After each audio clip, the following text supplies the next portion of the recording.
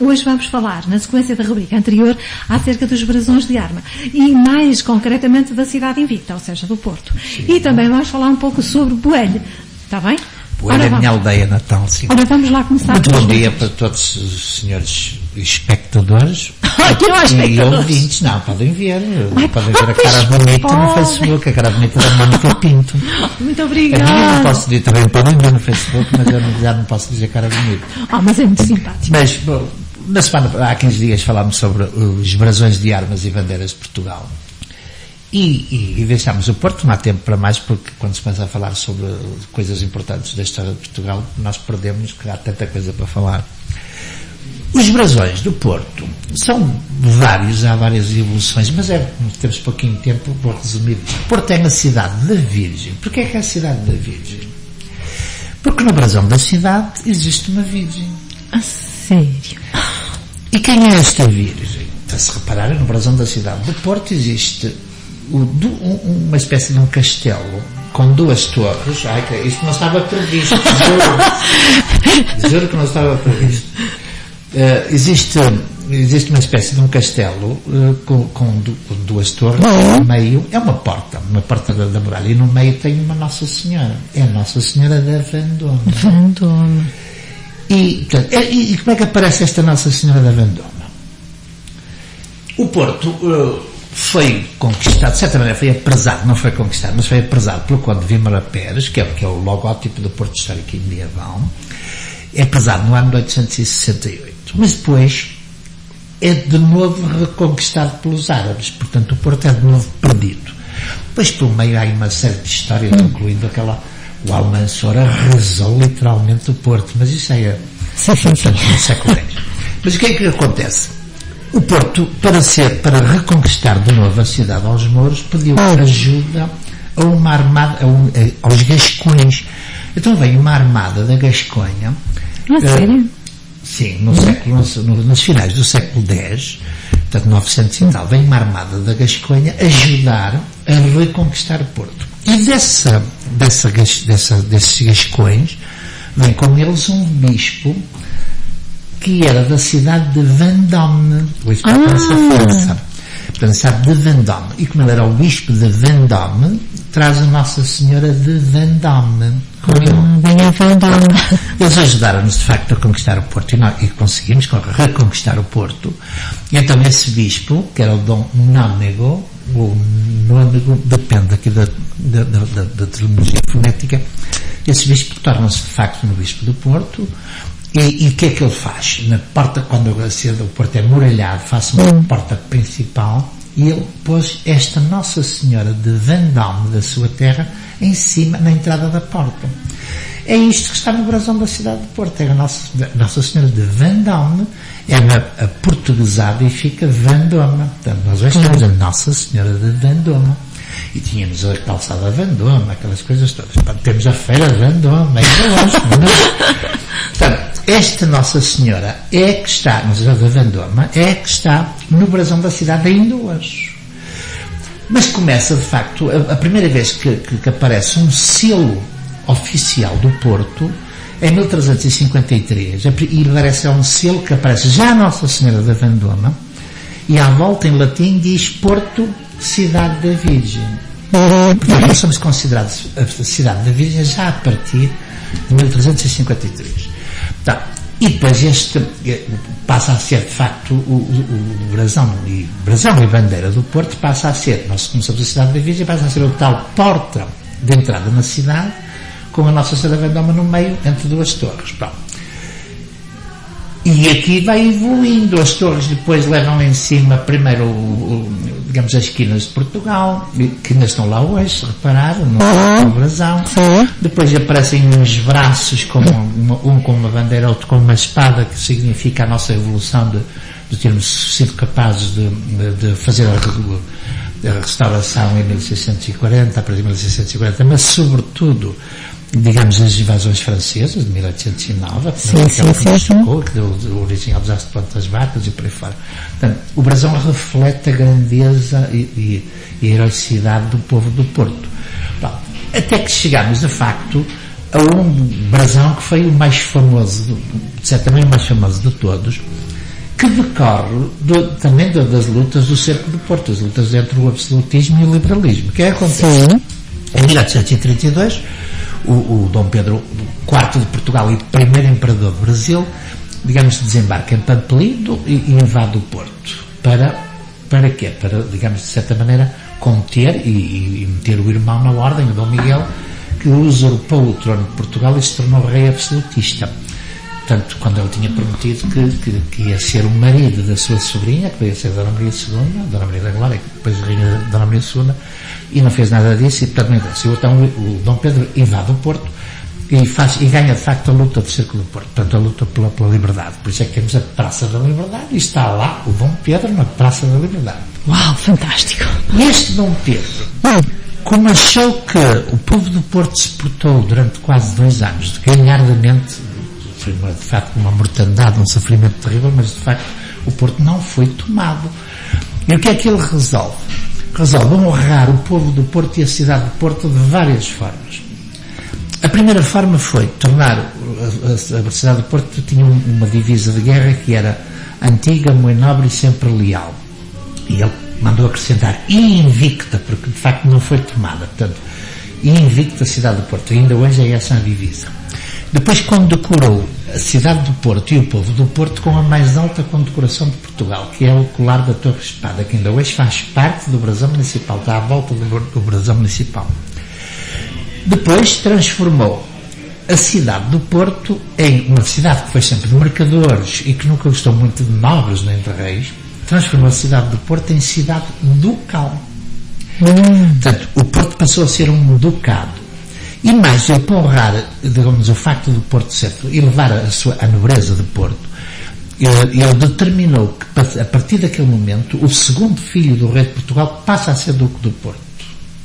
Portanto, e dá um novo brasão à cidade do Porto. É este brasão que tem a mesma, a tal, o original, a Senhora da Vendôme em cruz, e tem as esquinas de Portugal, o escudo de Portugal também em cruz, que é para dizer que o Porto passa a ser uma cidade real, a cidade nacional e real, portanto, deu a máxima importância. É por isso que as esquinas de Portugal estão nesse brasão. Como era uma cidade ducal, ele manda encimar o brasão de armas, o escudo do brasão de armas, com uma coroa ducal, de duque. Como ele era duque de Bragança, portanto, ele manda pôr dentro da coroa ducal o dragão, que é o símbolo da Casa de Bragança. Portanto, é aqui que aparece o famoso dragão, que ninguém deu grande importância a isso, exceto no século XX, no final do século XX, por causa do Futebol Clube do Porto, de dimensão exagerada, a meu ver, não exagerada, mas bonita, sobre o dragão. Portanto, o dragão aparece, de facto, apenas com este brasão mandado fazer para o Porto, para o Dom Pedro IV, que depois foi a sua filha, a Dona Maria II, implementou isto. Aliás, quem fez o decreto e toda aquela coisa foi o Almeida Garrett, em 1837. Portanto, o Almeida Garrett também é filho do Porto. Portanto, e o Porto passa a ter um brasão muito bonito, que tem as esquinas de Portugal, a Nossa Senhora da Vendôme, tem uma coroa ducal, não é real, é ducal, e dentro da coroa o dragão, que é de facto o símbolo da Casa de Bragança.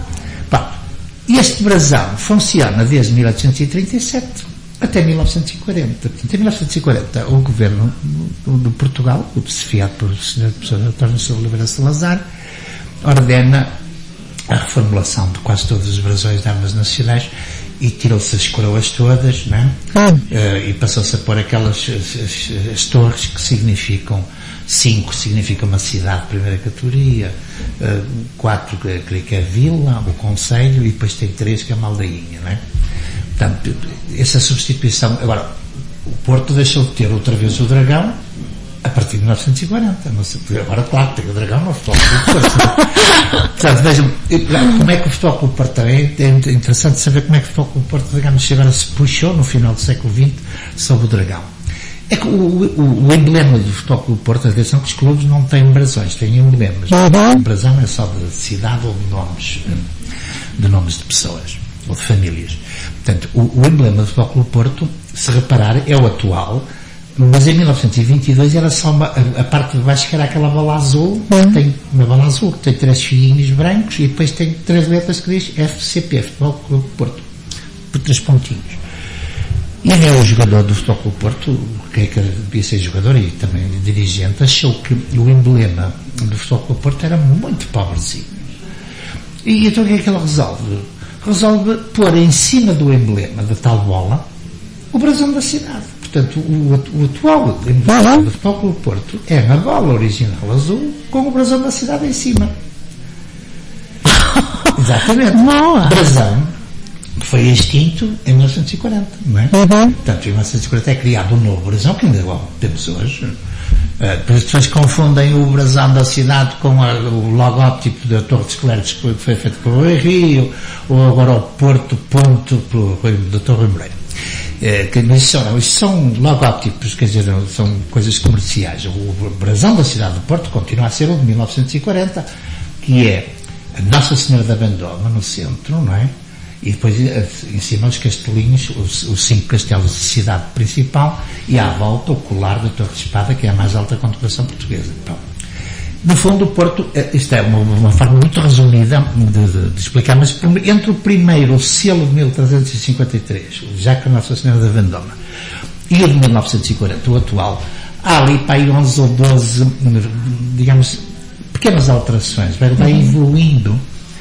evoluindo, são pequenas coisas, como por exemplo tal ter em cima da torre as esquinas de Portugal, e o outro só tem um braço com uma espada, que é para dizer que conseguiu defender a espada. É que o Porto, dizem que o Porto nunca foi tomado, portanto é a cidade invicta porque nunca foi tomada. Portanto, essa palavra só aparece de facto em 1837, mas para nós dá-nos um orgulho imenso. Pá. Isto relativamente ao Porto é isto. É mais ou menos isto, há muito mais a falar, mas nós temos muito pouquinho tempo, não é? Nós temos. Portanto, se quiser, agora para sintetizar, a minha aldeia pertence ao Concelho de Penafiel, ao distrito do Porto, e chama-se Boelho. Hoje chama-se Boelho, mas ela já aparece referida nas inquirições do Porto, mandadas fazer pela Condessa Dona Teresa, ainda não havia Portugal, já aparece uma referência a Bonelli ou Bonilis. Portanto, a minha aldeia já era referida em 1111.